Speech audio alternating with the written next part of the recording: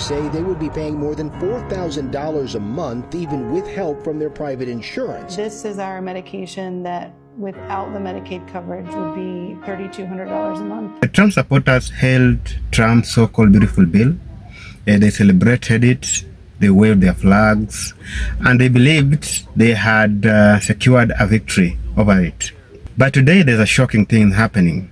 Many of those same white voters are now waking up to the harsh reality, losing their health care. In addition, the truth is black communities, policy experts, and even some progressives warned them from the very beginning. But their voices were ignored, were kept under the bed. What you gonna do when they don't care about your protesting anymore? What you gonna do when they don't care if your birth certificate says USA on the top of it? What you gonna do when they don't care about that no more? What you gonna do when they don't care what your lawyer says? Even if your lawyer is right, what you gonna do? If they don't care about what your lawyer said, what you gonna do? What you gonna do when they don't tell your story in the media? Because that story goes against the narrative that they trying to create. What you about to do? What you gonna do when they don't care if you got a real ID or a passport? What you gonna do? What you gonna do if you know your rights and you tell them your rights, but they don't give a fuck? What you gonna do then?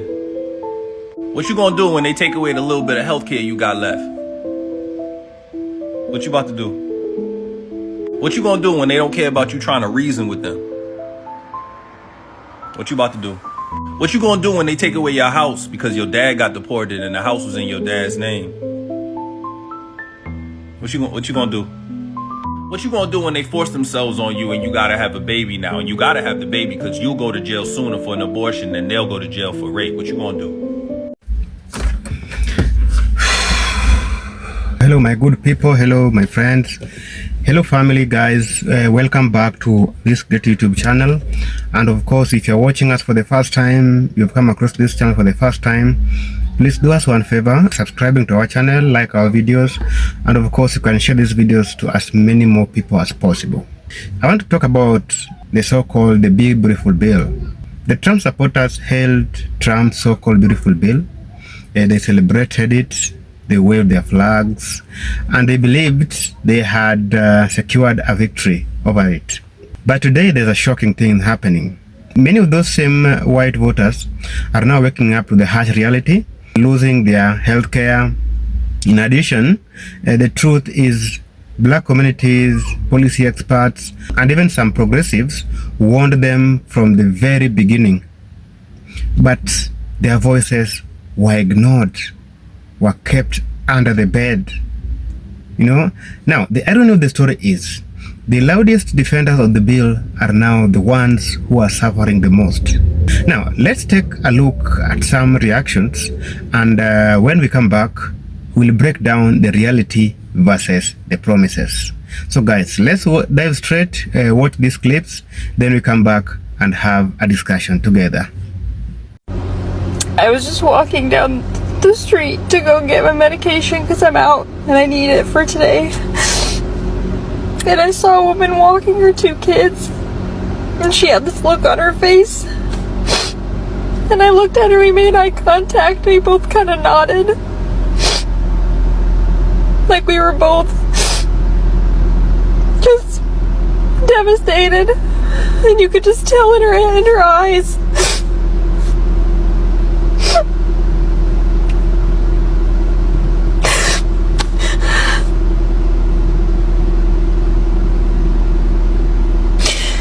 I can't believe this country did this again. Why did I let myself have hope? 10 things I hate about the big, beautiful Bill Act that very unfortunately passed Senate today. And here's what it means for the normal American person. First, 11 million people will most likely be cut from Medicaid. Second, grad school, medical school, dental school, law school, all capped at $150,000 in loans. That's all you get. So if you're not rich, you don't get to make those professional degrees part of your upward mobility. Not an option for you. 3, tax breaks for the rich. The top 1% will save thousands in tax breaks, while someone making $80,000 a year may save a couple of hundred. 4, hospitals will be getting less funding from Medicaid. The reimbursement will be lower, which means less money to the hospitals paying for care, which means longer wait times, less staff, and overall worse experience for all of our patients. This will especially affect the rural hospitals and those safety nets who take a lot of patients without insurance and who really depend on Medicaid reimbursement. And if that's not worse, let's look at number 5. 1 in 4 children who benefit from SNAP benefits and food stamps, yeah, they're going to be cut. 1 in 4 children. We're taking food from children. 6, Medicaid bans for abortion and gender-affirming care. So if you have private insurance, if you can afford that, that's fine. You can go ahead and get those treatments, but poor people will not be able to. So you're going to have that baby, and then you're not going to be able to get the food stamps for it, and you're not going to be able to get the Medicaid insurance. So that's what we're doing to people. Those on the Affordable Care Act, those who have Obamacare or whatever you want to call it, yeah, that's getting more expensive too, and harder to get. Number 8, more red tape for the poor. So people are going to have to reapply and do more paperwork regularly for Medicaid. However, those who are rich get tax breaks with no extra work, or very least minimal extra work for their tax person. Number 9, not only are hospitals getting less funding from Medicaid, but so are individual providers, once again making them less likely to want to take the insurance from Medicaid patients, meaning that they will have less access to health care, once again hurting anyone who is not rich. And my favorite, number 10, it adds $3.3 trillion to America's debt. This isn't saving us money, it's adding to our debt. You're cutting money from poor people and you're giving it to the rich and you're adding to the overall deficit. So if you stuck around for this whole video, this is the time to act. The bill now goes to the House to get voted on, and we do not want this to happen. So call your representatives, share this video, peacefully protest, share your stories and experiences. Talk about why you're on Medicaid. Talk about how that's helped you. Real people's stories helps a lot more than statistics. We have to get through this together. I'm in 2 weeks. I'm done. You want to talk about regretting your vote? I never thought I'd say that, but I regret my vote. I voted for Trump. I voted for Trump, and I regret it now. As a Hispanic, I voted for Donald J. Trump. Dude, I regret it so much, man. I am regretting my vote for Donald Trump. I voted for Donald Trump, and now I regret it. A lot of people who were like me voted for Trump and have to account for that. I regret voting for Trump. So deeply regret my vote for Donald Trump. I regret voting for Trump. I was a dumbass, voted for Trump. It was the worst decision I ever made. I've seen the light, and I got out of MAGA. A lot of us there have seen the light. We have deep regrets. I feel guilty because I voted for Trump twice. I feel very guilty because I feel responsible. That's why he's still running. I was with Trump for 9 straight years. I'm disappointed. I'm very disappointed in Trump right now. Okay, why'd you vote for Donald Trump? Well, to be honest, I wanted no tax on overtime, but I'm starting to regret my decision because I think it's a lie now.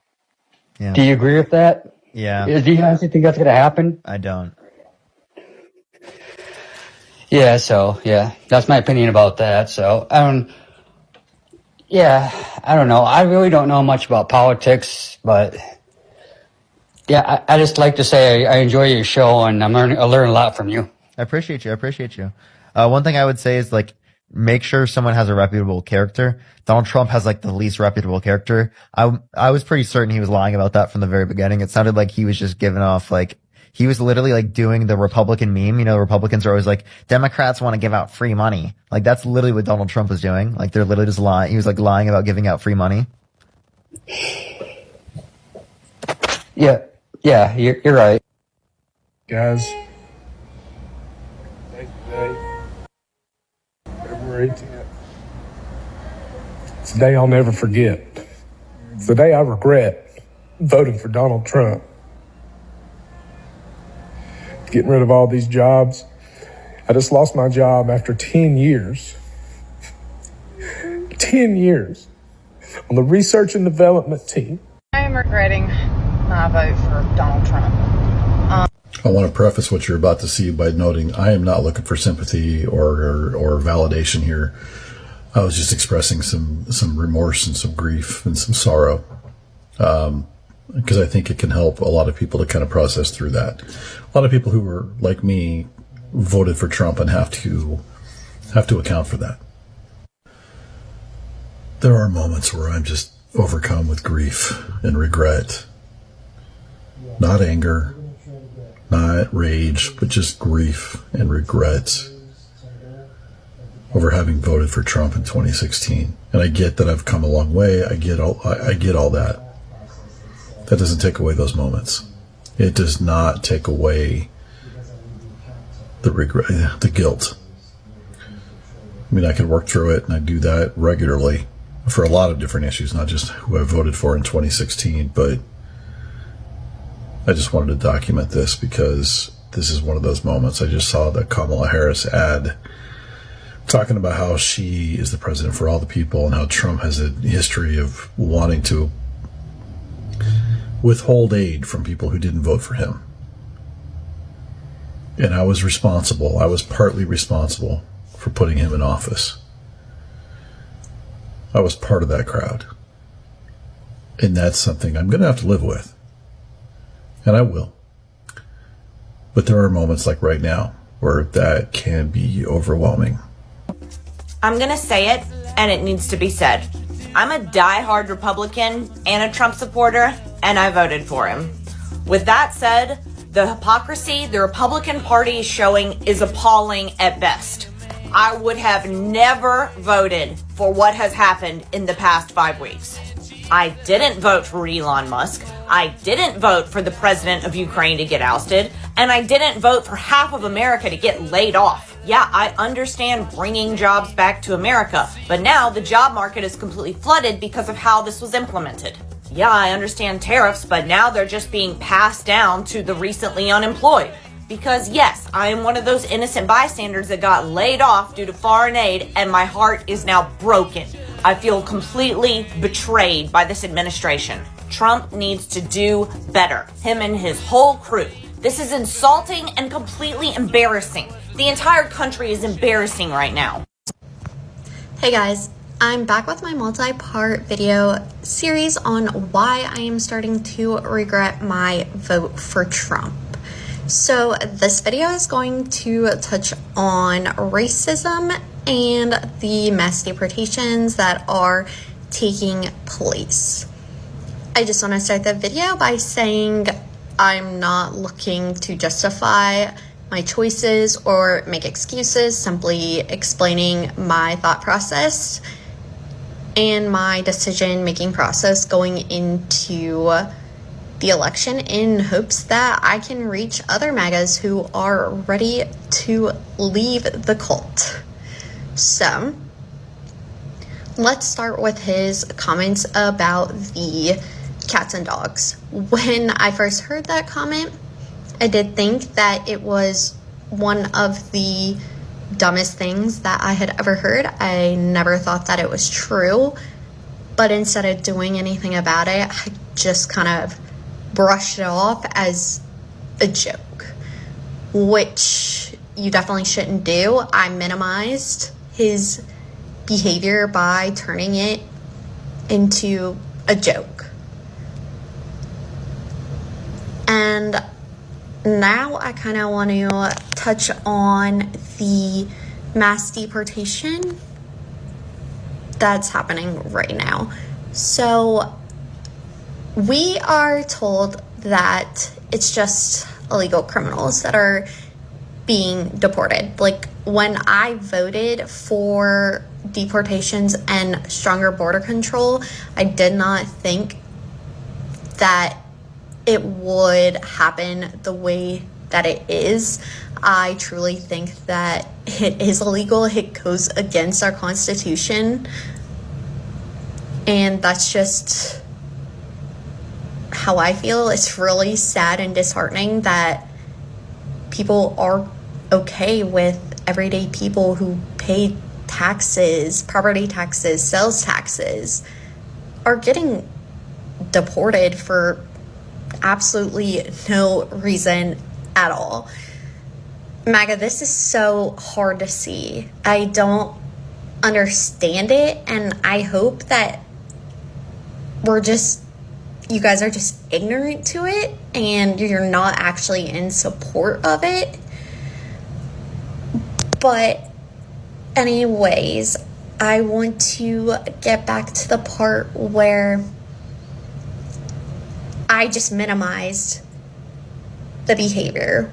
We were told it was just illegal immigrants.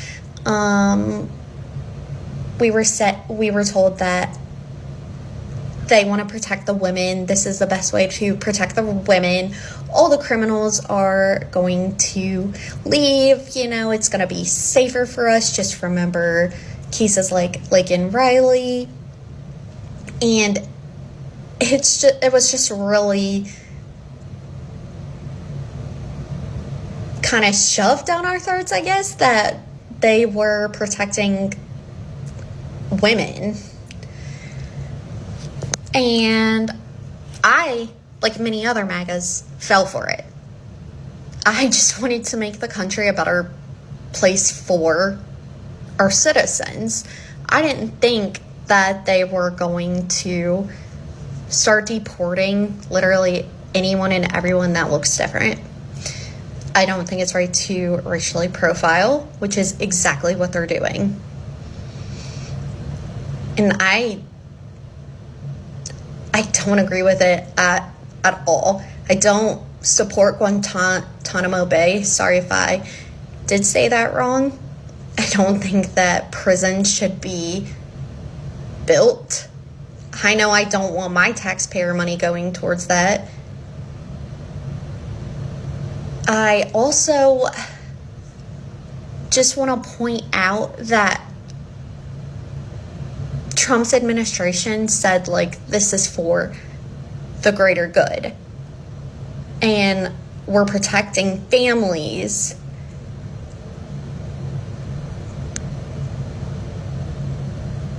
And only, illegal criminals are being targeted.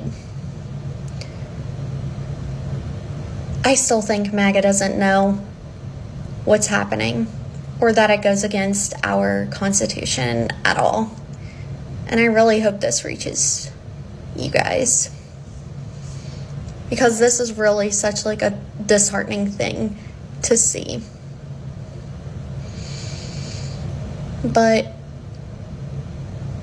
yeah, that's basically all I have for the racism. I know Trump has been racist towards other cultures. All I can say is I don't know enough to speak on those topics because I was ignorant and I am trying to learn and grow from that. All you can do is learn. So, thanks for listening. Big beautiful bill Medicaid cuts. I'm for it because I'm an able-bodied American citizen right now. I'm headed to work. I work at least 40 hours a week. People need to stop just getting free benefits. If you can go to work, you need to go to work because we're tired of paying for everybody. So Medicaid cuts, we're here for it. It's my mother-in-law. She worked 40 hours a week too at the same company for 32 years, and she was union, and then she got brain tumors and she lost her health insurance because if you're not working, you're gonna lose your health insurance, and then Medicaid and Medicare kick in. Every single person is one tragedy away from having to be on Medicaid and Medicare. You're one brain tumor, one car accident, and for you specifically, looking at you, I can tell you're one heart attack away from needing Medicaid and Medicare. Now, I know that you think everybody that's on them is lazy illegals, but guess what? One day you're gonna need it and you're not gonna have it. And it's not you that's paying everything. It's people like me, the younger generation, that are paying for that for you, for her.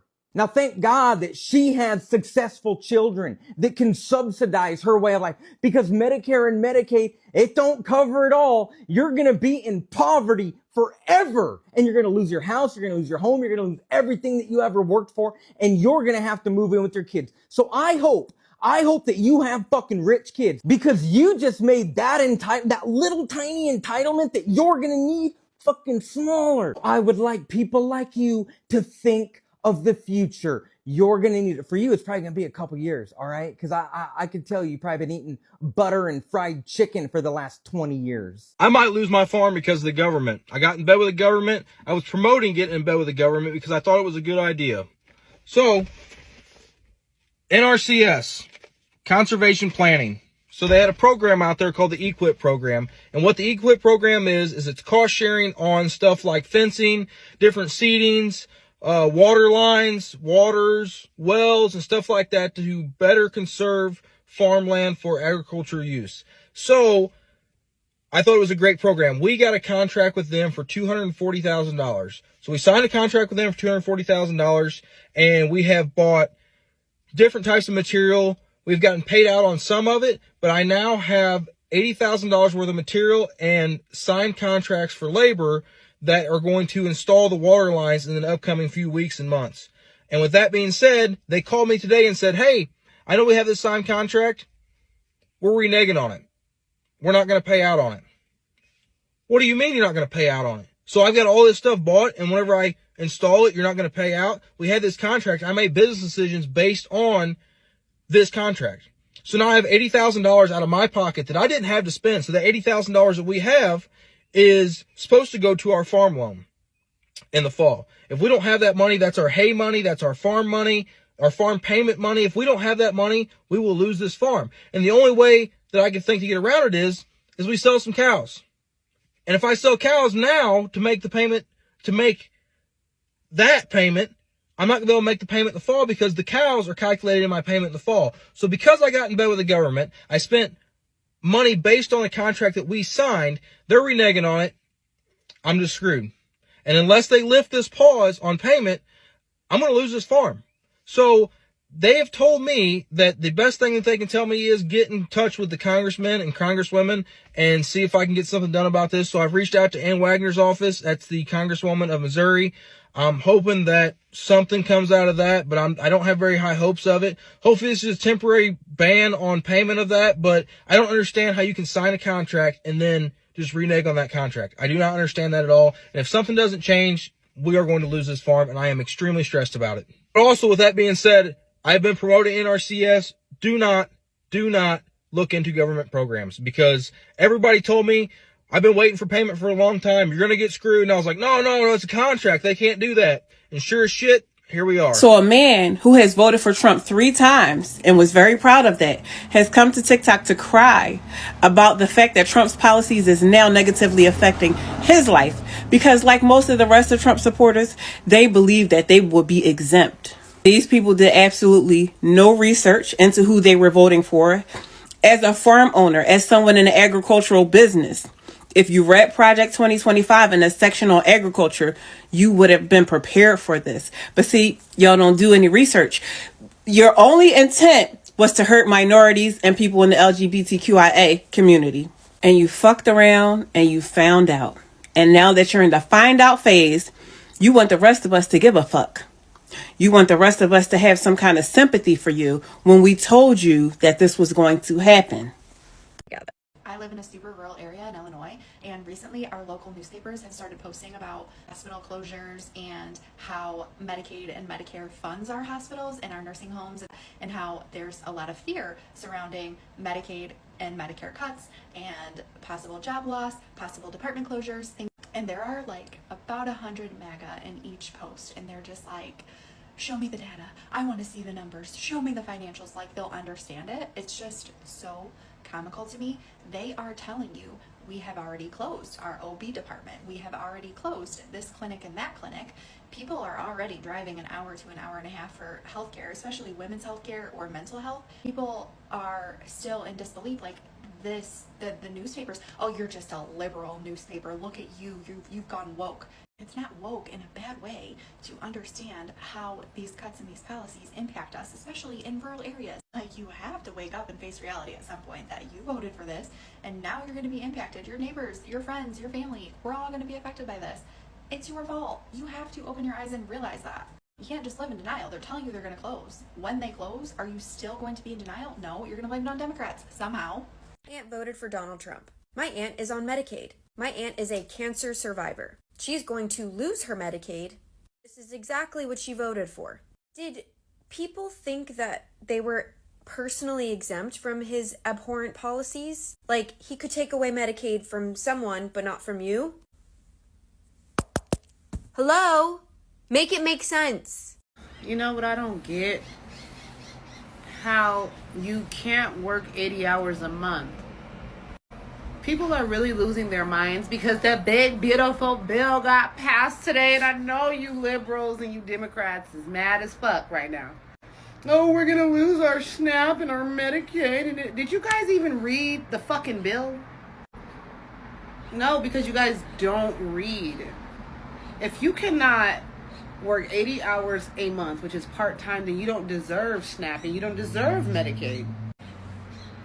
Like, it's ridiculous how people are trying to fearmonger the unintelligible because people are just too lazy to do research. 80 hours a month. 80 hours. There's people putting that in 1 week. I'm working at least 50 hours a week. And that's before overtime. So it's just really simple that people are just lazy and they just want to sit on their fucking asses and collect government assistance without actually doing any work. You see my baby? You guys, it's not that deep. I have a genuine question for all you Trump supporters that are losing everything you have. Why don't you all band together and help each other out? You had all of that money that you spent to support Donald Trump in his campaign. Why don't you have that same energy and support each other? Everybody's on here crying about how they're losing their properties and farms and everything else. Why don't you take that same money that you gave to him and band together and save each other? All you Christians and everybody loving each other and doing all of those things, why are you not helping each other out now in your most desperate time of need? You voted for him and he's not helping you out. He has created this problem for you and he's not bailing you out. But y'all are not even bailing each other out. Why is that? My mom is 59 years old and she lives in a nursing home. She became disabled after having me, and she's been on Social Security disability benefits since 1992. These benefits pay for her 20 different medications that she takes several times a day. It pays for her nursing care. It pays for the living expenses that she has there. And in April, she got a letter from Social Security stating they had reason to believe that she was no longer disabled and could re-enter the workforce. She's been eligible for disability for 34 years, but now she's capable of working. A resident of a nursing home. Tell me again how these Medicare and Social Security cuts aren't going to affect us. That my own country's treating me like a criminal. It's because I believe that they stole my rightful president. And just standing up for my country, it makes me a criminal. And it's just not right. It feels so weird to be here. Over 3 years ago. Kill me! I'm HIV positive for 20 years. I have survived on my meds that are $10,000 a month. And really, you look at me, I'm from Youngstown, Ohio. How have you cut all these cuts? How the hell would I be able to shop at your store? So you were telling me that people are unaware, they're unaware that the whole reason why hospitals are not allowed to turn you away in an emergency situation regardless of your ability to pay, is because of the Emergency Medical Treatment and Labor Act, which states that hospitals who receive Medicare funding are not allowed to turn you away. And they are proposing to cut back on Medicare and Medicaid. Talk to a caseworker. There are no ineligible people who are receiving it. The only people who are receiving it are eligible because there is a vetting process. All these people that they say are illegally getting it, it's not happening. The point is to start the process to get rid of it entirely. And if we get rid of the only guaranteed payment for medical care in this country and we leave it all to our pockets with no support, guess what's going to happen to you? You are going to lose out on care because hospitals are going to close who depend on that funding.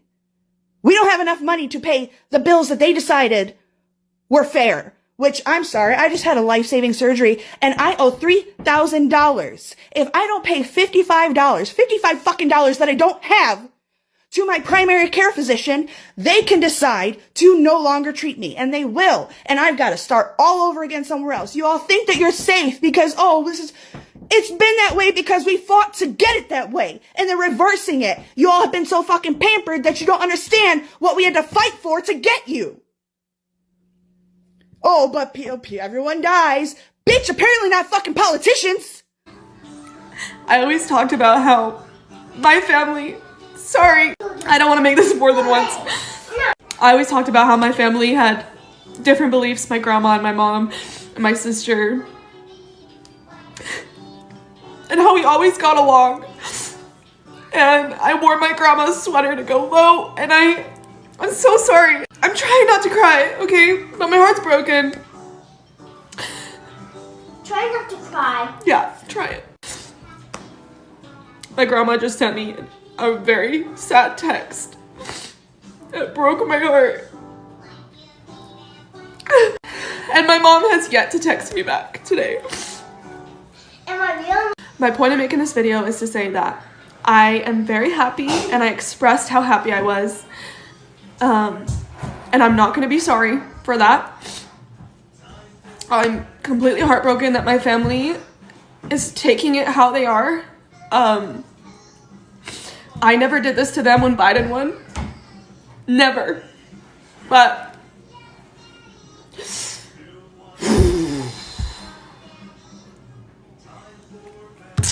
I am done with political posts. From here on out, it's back to normal. If you don't like me because of who I voted for and you have to unfollow, go ahead. My own family unsubscribed from my life, so you can too. I promise it doesn't get worse than that. Now guys, welcome back. Let's now discuss this. Trump's promises versus the reality. Trump promised better, cheaper and more beautiful healthcare system. Better than the Obamacare.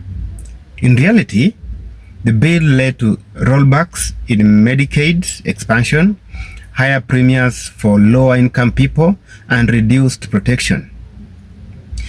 In many rural areas, working class white voters, Trump's base relied heavily on these programs. Who's hurting the most right now? Who is that person who is now hurting the most, who is facing the reality check? Rural hospitals are losing due to funding cuts. The funds have been cut by this administration. White working class families are seeing insurance costs rise. Seniors are losing coverage for prescriptions and preventive care. Black voters and leaders repeatedly said, this bill is not for you. They warned these people that this bill is not for you. This bill is for people like Donald Trump, not for you. This bill is not for you. It's for the rich only, the big boys only. But you know what? These guys never listened. They never took it serious. They say that these guys are just jokers. They like making noise. They are protesters. They don't know anything, you know? They are noisemakers. Black communities have always been skeptical of promises from politicians who cut social programs. They foresaw how the bill would hit poor and working class people, regardless of the race, whether white, black, people of color, name it. The bill was targeting the poor and benefiting the rich, people like him, the businessmen.